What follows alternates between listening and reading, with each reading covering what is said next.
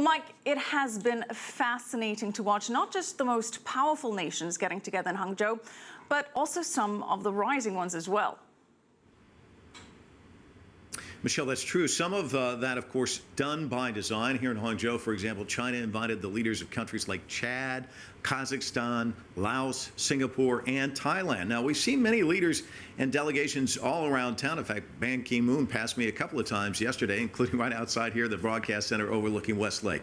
We wanted to give you a tour of what it's like to be here. So here it is. Every day starts pretty early for me. I get here at 8 o'clock in the morning. We walk right into the tea house, and you're surprised sometimes at the people you run into here. Like, look here, Tian Wei, busy working. Tell me working, about I am working. Very busy. Tell me about the tea house. It's beautiful, isn't it? Oh, it is beautiful. Now, how many? But I haven't got a lot of glasses of tea yet. Oh, we better work on that. We should. We got to work on that. And don't forget about walking around the lake. Yeah, I know. I've got to walk the entire lake. I promise I will. Now, you've broadcast down here. You've broadcast on. How many floors have you been broadcasting on? All three? Or? I've been having my high heel shoes in the hands, running up and down 3 floors. So now we're making our way up to the 2nd floor. And I'm going to show you our facility here because it's pretty impressive. If you look over here to the side, we have a number of people just working here, working away. You know, it used to be back in the day, you'd be on your typewriter or computer. Now everybody's on an iPad or an iPhone, and a lot of meetings going on here, a lot of breaks too. People, you know, working around the clock here, so they need a chance to every once in a while sit down and just basically have something to eat. And as you can see here, food is provided because there's really no opportunity for the workers to get away to eat somewhere here in town. So the food is here. We're able to take a break, eat here in this room. And let me take you this way too, because this is really interesting. We have basically our own master control in here, and this is where they can coordinate the show. They've got the switcher, and you've got audio. And if you look here, you can see all the monitors. This is our programming.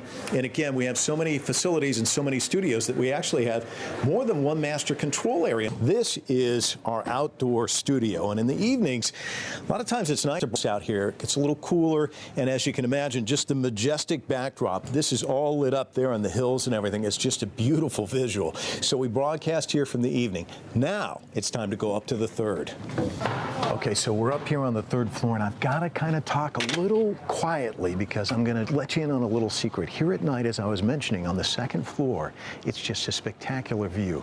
So right now, we're going to stand here, and if you look over the corner here, it is on the air right now. Hi, Mike. Hi there, Ambassador. Good to see you. So nice to see you here. Normally, I see you in Washington, D.C. Oh, we were really? wondering if you'd be kind enough to sign our poster. It so happens there's no simplified version for my name.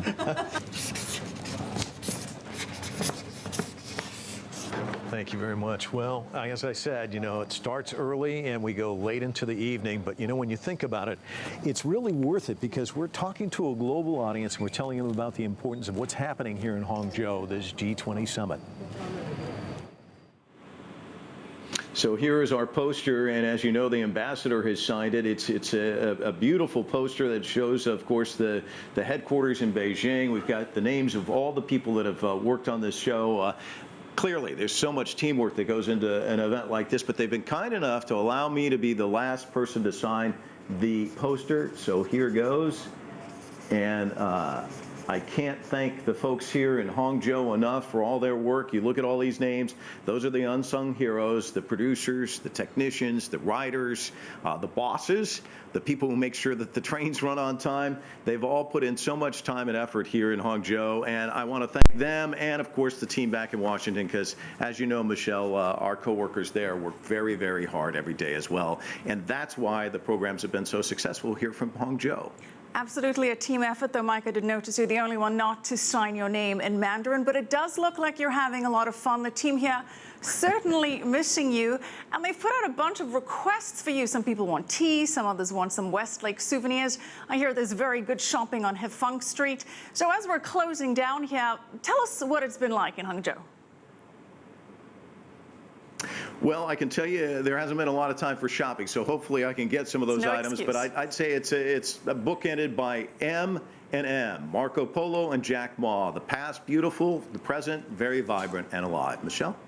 All right. Thanks so much. And that does it for CCTV America's special report.